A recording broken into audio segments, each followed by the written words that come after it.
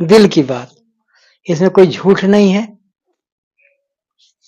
हम कहते हैं कि जो हनुमान जी की भक्ति से जो कुछ हमें मिला वो आपको भी मिले। जी हाँ, मैं इसमें कोई झूठ बोल करके आपको मिसगाइड करने वाला नहीं। मैं हनुमान जी का भक्त हूं और हनुमान जी की इतनी बड़ी कृपा, इतनी बड़ी कृपा कि मैं बचपन से ही हनुमान जी का भक्त हो गया। अब मुझे काफी कुछ याद आता है कि मैं 6-7 साल का ही था, तभी हमारे अंदर हनुमान जी की भक्ति ऑटोमेटिक आ गई। अब मैं बताऊं, हमारे घर में सभी लोग, हमारे भाई, हमारे पिताजी, सारे लोग मीट मछली का सेवन करते थे और उसी परिवार में हनुमान जी की इतनी बड़ी कृपा हुई, हमने कुछ भी मीट मछली, शराब, कुछ भी, बीड़ी पान सिगरेट, कुछ भी नहीं।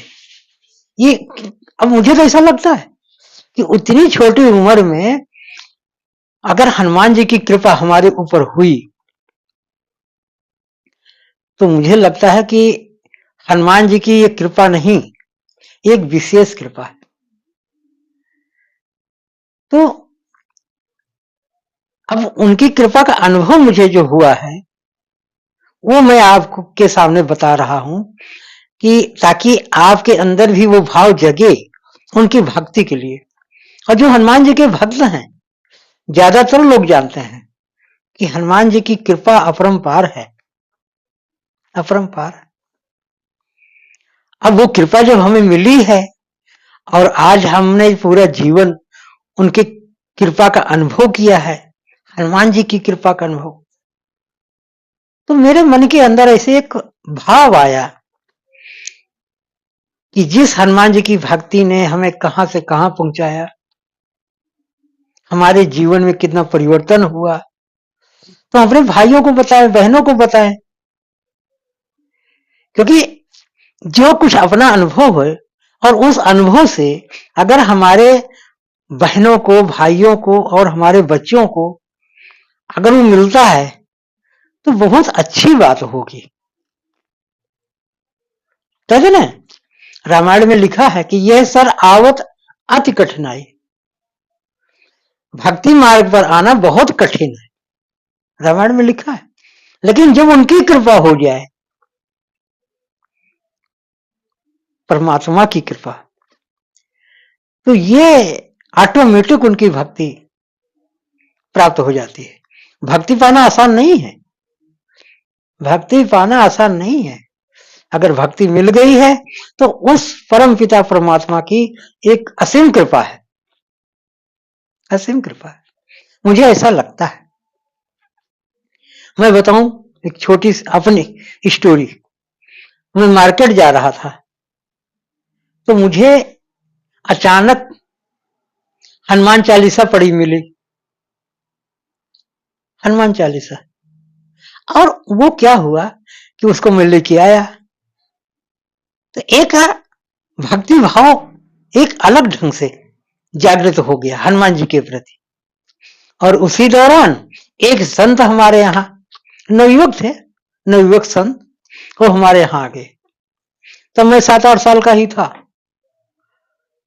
और वो हमारे यहाँ 2 दिन रहे, 2 दिन। तो उनका भी प्रभाव हमारे ऊपर बहुत पड़ा, बहुत प्रभाव पड़ा। चलते फिरते संत थे और मैं उनके साथ रहा 2 दिन, हनुमान चालीसा वगैरह पढ़ता रहा। अब भक्ति भाव बचपन से ही। कुछ दिन और निकला तो मुझे 20 रुपए का नोट पड़ा हुआ मिला। अब देखिए, एक चमत्कार ही कह लो, हालांकि मिलता तो सबको है। अब वो जब हमें 20 रुपए का नोट मिला तो हमारे अंदर ये भाव जगा कि हम रामचरितमानस मंगाएंगे। तो हमारे गांव से कुछ लोग जा रहे थे अयोध्या जी नहाने के लिए। तब मैं छोटा था, करीब 10 साल का। तो हमने उनसे कहा कि भैया ये 20 रुपया ले लो, इसकी हमें एक रामचरितमानस ला दो और एक खड़ाऊ मेरे लिए ला देना मेरे नाप का। तो शाम को जब लोग लौटे तो मैं बड़ी उत्सुकता से गया और इतनी बड़ी गुटका थी रामचरितमानस की, उसमें अर्थ भी था। और वो हमें इतनी असीम प्रसन्नता कि परमात्मा की इतनी बड़ी कृपा हमारे ऊपर। मुझे ऐसा लगा कि वो रामचरितमानस पा करके मैं धन्य हो गया। और हमारे नाव के छोटे छोटे खड़ाऊ, ऊंची एड़ी वाले, और मैं उस पर चलता भी था, नहाता भी था। और सुबह 4 बजे उठने लग गए, रोज रामायण पढ़ने लग गए। तो हमारी माता जी बोलती थी, पहले कुएं होते, कुएं के ऊपर धन रखी, लकड़ी कितनी बड़ी मोटी, उसको धन गांव में बोलते थे, धन धन बोलते थे। उसे पैर रख के पानी निकाला जाता था नहाने के लिए रस्सी से, जिसको उबहन बोलते हैं गांव में। और सुबह 4 बजे उठना, सोचो अंधेरे में। हमारी माता जी कहती थी, अरे किसी दिन कुएं में चले जाओगे झम्म से, बहुत बड़ी भक्ति तुमको जोर लगी। लेकिन नहीं, अब भक्ति वास्तव में प्रबल थी। सुबह 4 बजे उठना, नहाना धोना, पूजा पाठ, हनुमान चालीसा रोज पढ़ना, रामचरितमानस रोज पढ़ना। तो मैं अपनी प्रशंसा नहीं कर रहा हूं, लेकिन ये हमारे साथ ऐसे ही होने लगा, इसलिए मैं आपको बता रहा हूं कि उनकी इतनी असीम कृपा। और धीरे धीरे काफी कुछ बड़े हो गए, करीब 20-22 साल के। सन 82, हाँ, सन 82 की बात है, 82। तो मैं दवा खाना चलाने लग गया था, तब दवा खाना चलाने लग गया था। आयुर्वेद रत्न हमने किया और रजिस्ट्रेशन कराया और छोटा मोटा दुकान खोल लिया था दवा खाना। तो वहीं पर एक मंदिर था, वहां पर एक संत संजोग से चलते फिरते संत बाबा रघुनाथ दास, वो बिहार के रहने वाले थे। हमारी उनकी मुलाकात हो गई और उनका और हमारा इतना जबरदस्त मेल हुआ, ऐसा आकर्षण पैदा हो गया कि उन्होंने खुद हमको कहा कि डॉक्टर जी आप जो है आप दीक्षा ले लीजिए हमसे। तो हमें तो ये ऐसा लगा कि परमात्मा खुद हमको उतर करके सजेशन दे रहे हैं, सलाह दे रहे हैं। और मैं उन्हें उनके चरण पकड़ लिए, उनका महाराज बहुत अच्छी बात है।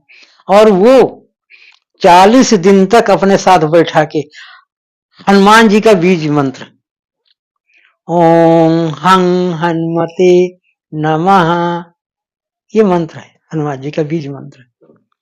ये 40 दिन का उन्होंने अनुष्ठान किया, इसको जागृत कराया। 40 दिन हम दोनों जने साथ बैठ के माला करते रहे और 40वें दिन उन्होंने हवन कराया, दीक्षा भी दिया। अब उस टाइम से मुझे ऐसा लगा कि मेरा एक नया जन्म हो गया और हनुमान जी हमारे अंग संग, ऐसा हमें महसूस होने लगा। अब धीरे धीरे चलता रहा और उनकी, हनुमान जी की एक अलौकिक कृपा हमको हमेशा मिलती रही। क्योंकि मैं अयोध्या जी का रहने वाला हूं और हनुमान जी की भी कृपा हमारे ऊपर हुई, भगवान श्री राम की भी कृपा हुई। राम दुआरे तुम रखवारे, अरे हनुमान जी, तो जिसके ऊपर हनुमान जी की कृपा हो गई तो भगवान राम का तो भक्त होगा ही होगा। राम रसायन तुम्हारे पासा, सदा रहो रघुपत के दासा। इतनी बड़ी शक्ति है। अष्ट सिद्ध नौ निधि के दाता, असबर दीन जानकी माता। माता जी ने भी उनको अष्ट सिद्धि नौ निधि प्रदान किया है, तो उनको बहुत कुछ प्राप्त है।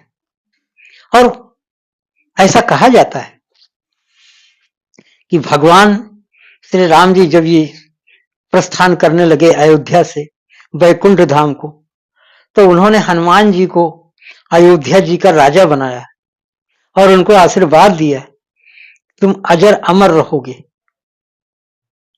और कहा जाता है कि आज भी हनुमान जी अजर अमर, जहां भगवान की कथा होती है, जहां सत्संग होता है, वहां हनुमान जी ब्राह्मण के रूप में कथा सुनने के लिए पहुंच जाते हैं। कोई भी ऐसी राम कथा नहीं है, कोई भी ऐसा सत्संग नहीं है भगवान हनुमान जी न रहते हों। हनुमान जी सत्संग के बहुत प्रेमी थे। भगवान राम का जहां गुणगान होता है, जहां नाम होता है, वहां पर हनुमान जी न रहे ऐसा हो ही नहीं सकता। तो भाइयों, जीवन में विपत्तियां तो बहुत हैं, हर आदमी के जीवन में परेशानियां हैं। भगवान राम के जीवन में परेशानियां रही, भगवान कृष्ण के जीवन में परेशानियां रही, जितने महापुरुष हुए उनके जीवन में एक से बढ़कर एक परेशानियां रही। लेकिन जो भगवान का भक्त रहा है, उस परेशानी को भगवान ने खत्म कर दिया।